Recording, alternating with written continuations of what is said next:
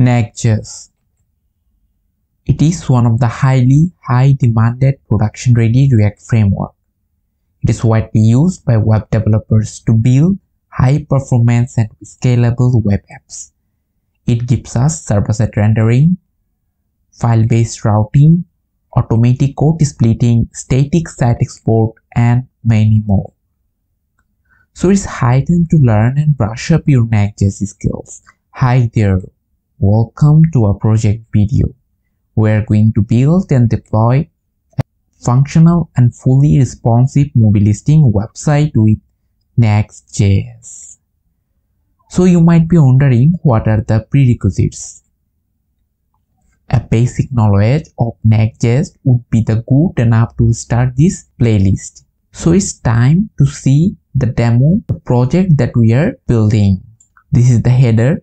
The header is static, and in the search bar it's a dynamic. If you search here with Superman, your data will fetch and you will see the data of the Superman, and we will implement it debouncing in the search result. If you write the text, then after some time the network request will happen. So if you write Superman, then after some time the network request will happen in the data you will gonna see after fetching.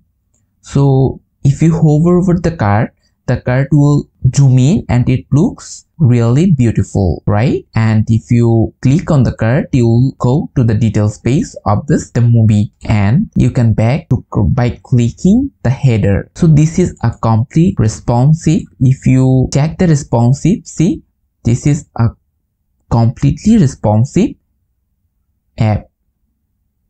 If you go to the details page, this page also a completely responsive. So we are gonna use IAMDB API to fetch the data. So now the question is, what you are gonna learn from this playlist? You are gonna learn dynamic routing of Next.js, server-side props function, debouncing, React context API, fetch data combining server-side and client-side, and many more.